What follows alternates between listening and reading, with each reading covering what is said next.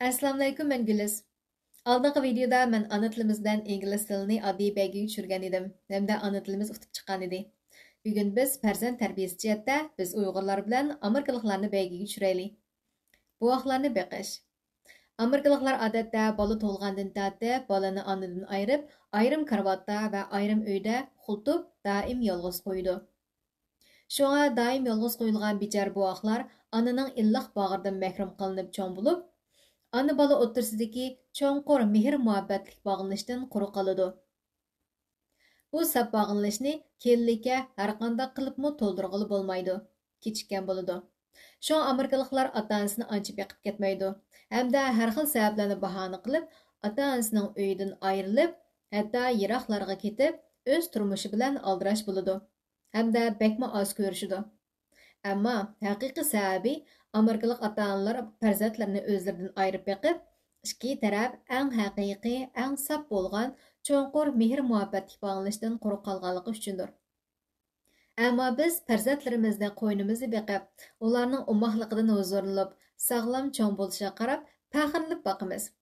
Ularmi ona mehriga qinib cho'ng bo'ladi.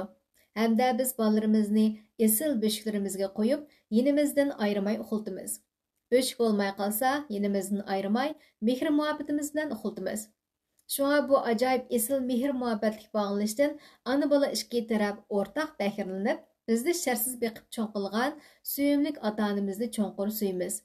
Və bizni baqqandımı esil axırgacha şərsiz baqımız. Onundan başqa Amerikalıqlarda böşük yo'q. Şuna qağaz zakını köp işildidu. Qağaz zakılar yollarda əsqatqan bilan hava ötüşməydigan bu zakılar toşub ketsə, uxlayotgan bolani asan uyg'otib, ularning uxlashiga ta'sir qiladi. Hamda po'q suyuqliklar badanga uzun chaplashib, salomatlikka belgilik ta'sirlarni ko'rsatadi. Ammo paxta latizaklar va shumaklar bo'lgan esil beshiklarimiz uxlaydigan umoqlarimiz bu ahvollardan ko'p xoli.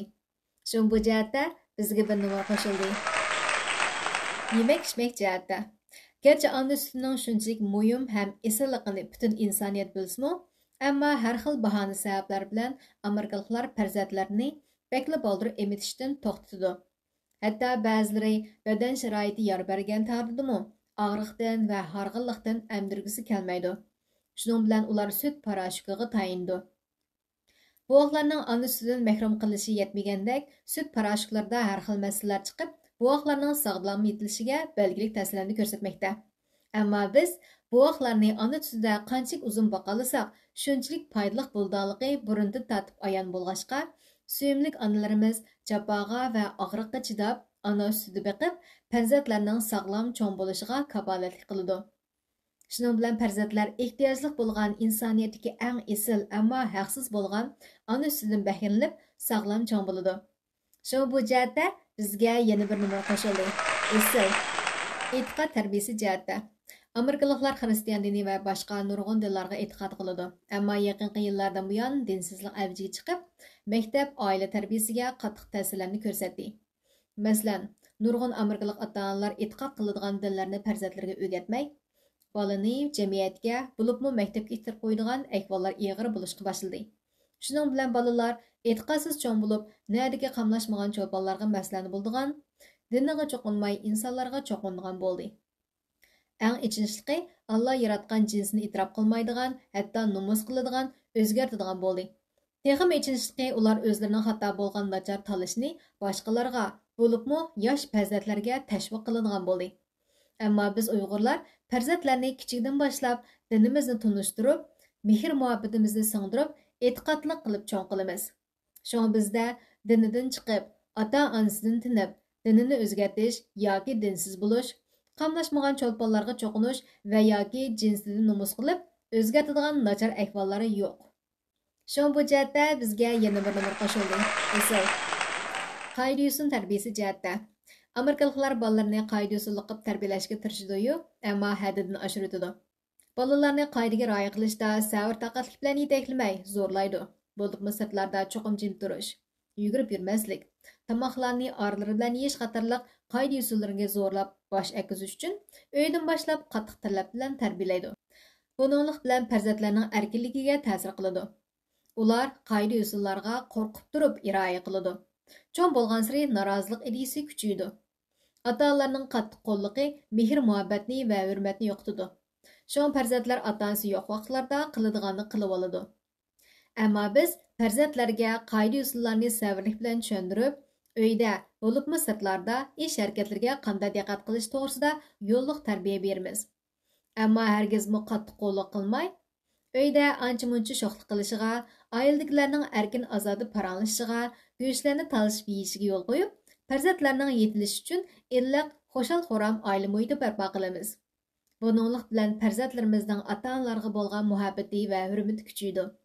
Shuning bilan ular to'g'ri tushunib, sirtlarda ata-onasi bo'lsin bo'lmasin, chin dili bilan qoida-usulga rioya qiladi. Shu bu jihatda bizga yana bir nima qo'shildi. Misol, oila tarbiyasi jihatda Amerikaliklar yuqorida aytilgandek esil mehr-muhabbatlik bog'lanishdan quruq qolg'achqa, mehrsiz, qattiq qo'lliq bilan qoida-usulliq cho'ng bo'lgan farzandlar keyingi avlodlarni o'zi tarbiyalangandek tarbiyalaydi. Hatto ba'zilari farzandlarini boshqalarga boqilib qo'yib, yoki boldurlar yaslilarga, maktablarga berib o'tib, xizmatini va yoki o'z ishlarini qiladi. Şoň farzandlar anaga eng ehtiyojli vaqtlarda yot odamlarning qo'lida qilib, mehr-muhabbatsiz cho'ng bo'ladi. Buninglik bilan ular ijtimoiy aloqani oiladan muhim ko'rdi. Ular cho'ng bo'lgandan keyin ota-onalarini boqis kelmasa, ota-onalari o'zlarining loyiqasiz tarbiyasini ko'rmay, bolalardan ko'rdi. Shuning bilan sanatoriylarda yolg'iz qoldi. Hatto shu yerda qazo qildi. Ammo biz mehr-muhabbatni eng muhim bo'lgan dastlabki mezgildan boshlab oxirgacha farzandlarga beg'ishlab turamiz. Shunga bizda ota-onalardan voz kechib, ularni yolg'iz qo'ydigan, boshqalarning beqishiga tashlab qo'ydigan ahvollar yo'q deyarlik. Ota-onalarimizni oxirgacha beqib, ularni uydan ayirmay, ko'zlari yumilguncha beshida turishga tirishimiz. Shu bu jihatda bizga yana bir nima qo'shildi.